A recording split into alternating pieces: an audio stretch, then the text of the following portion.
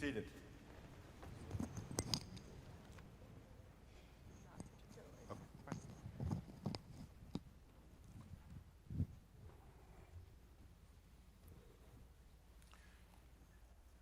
You may close your books.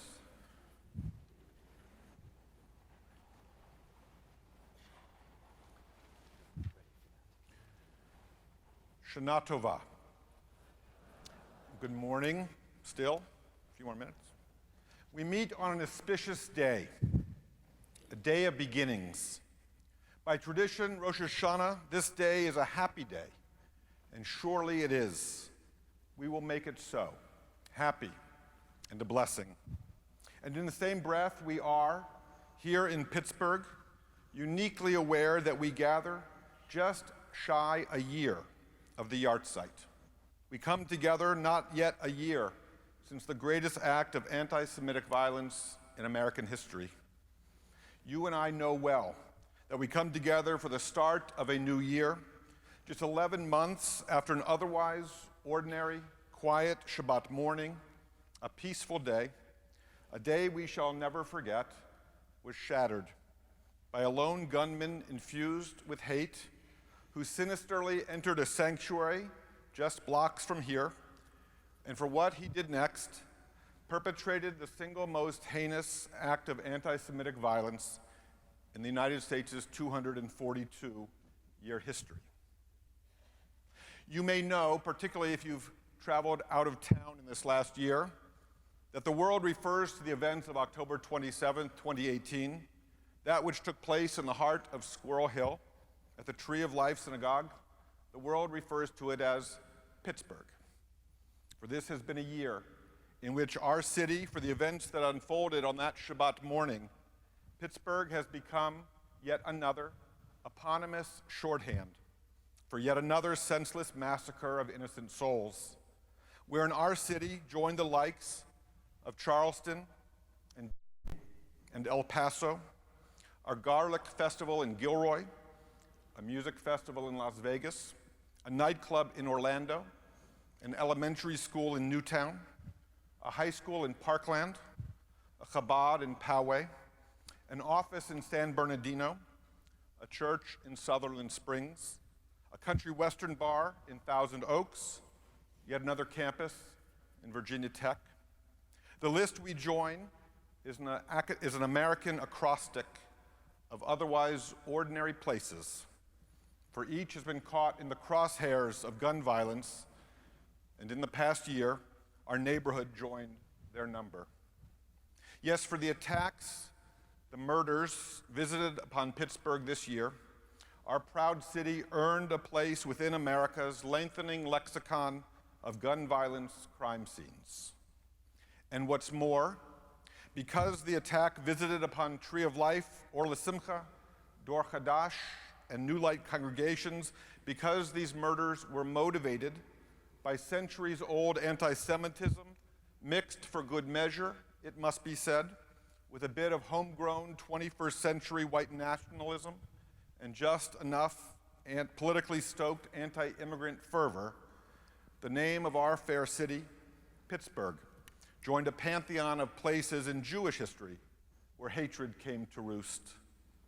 So while I note with you that this attack on Jews here in Pittsburgh was American Judaism's first experience with an act of anti-Semitic hate on such a scale, I cannot help but note that in the course of our people's long and challenging history, the Jewish communities across the centuries have experienced far too many instances where in our synagogues and shtibels, our houses of gathering, and our tents, O Jacob, were laid waste, their worshipers left for dead.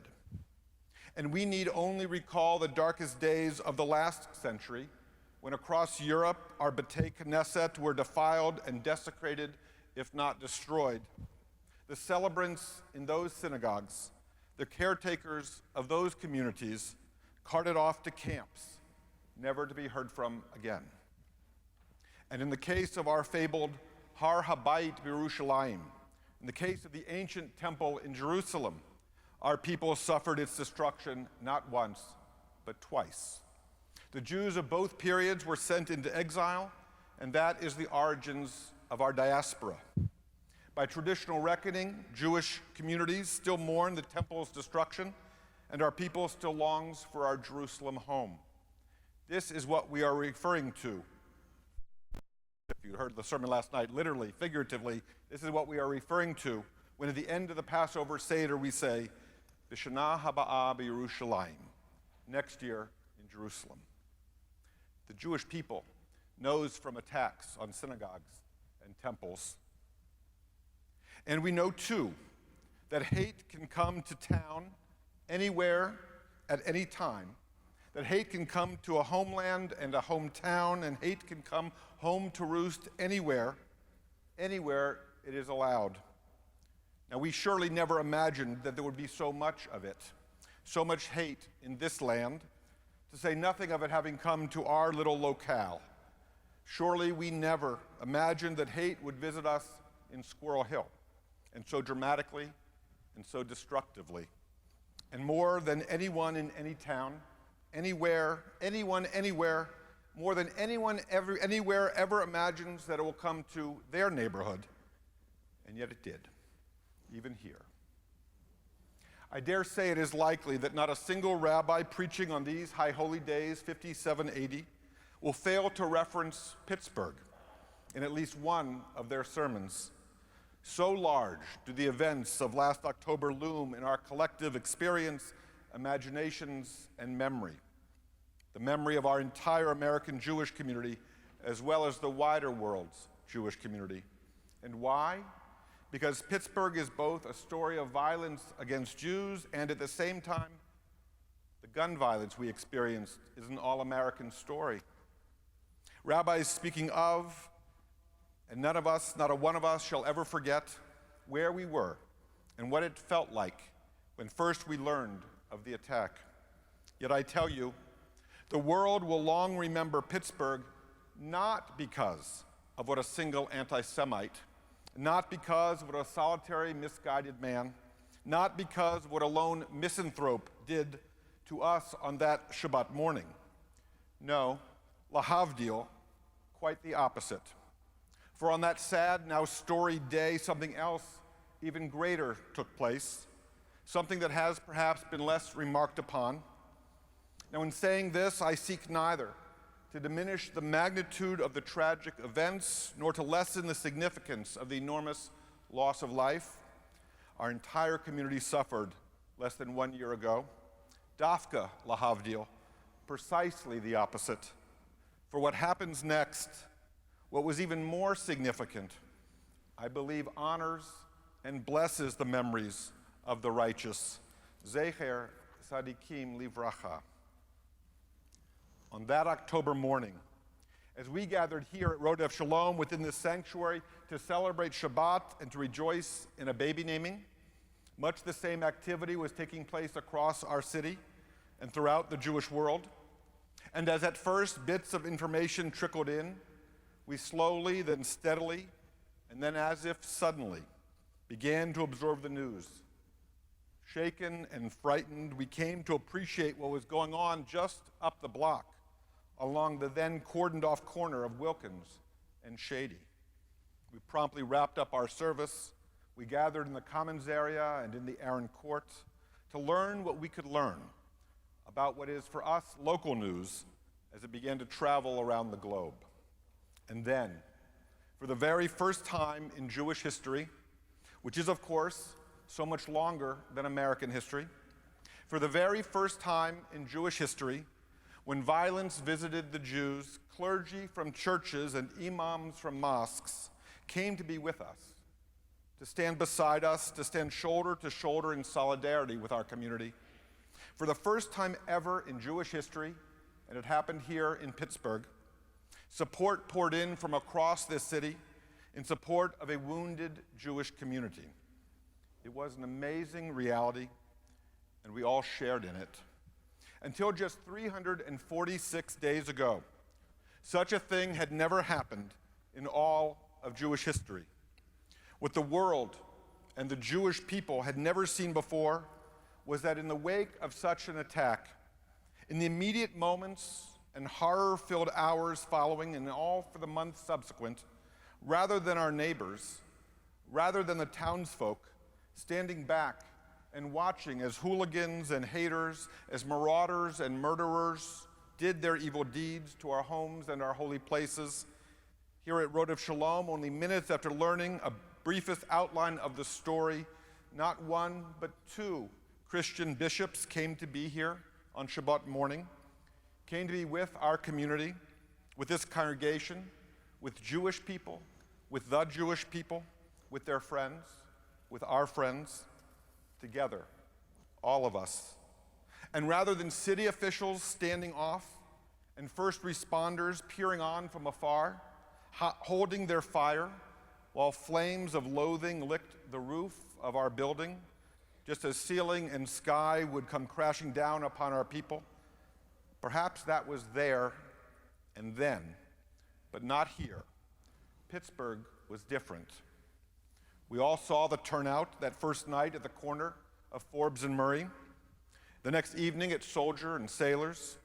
We felt the love, even most especially in the depths of our loss, all week long, as we observed funeral services, many held in this room, and then shared a Shabbat service at the end of that first week that saw this room as full as it is today.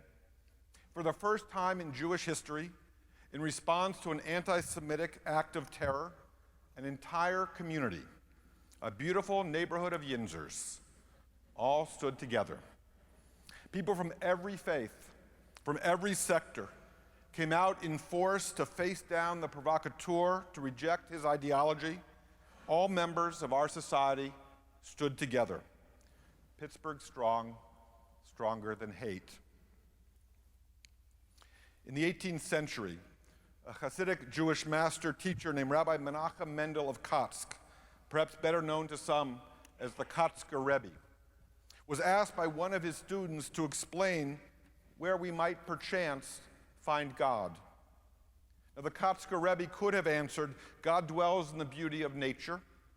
The Kotzker might have suggested that God might be found in the history of human progress.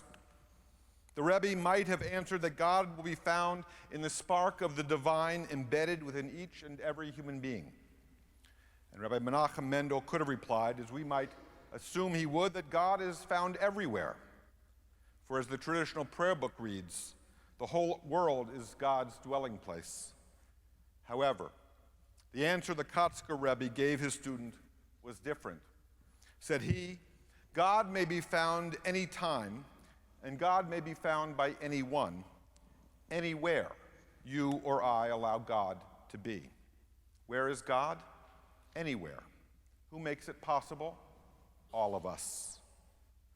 And thus, though perhaps no surprise to those of us who call Pittsburgh our home, the presence of so many, the presence of all of our friends of every faith tradition and political persuasion in a time of need such as ours, and the ways in which this entire Jewish community pulled together and has been doing so ever since, people shall never forget Pittsburgh for what we did together, all of us.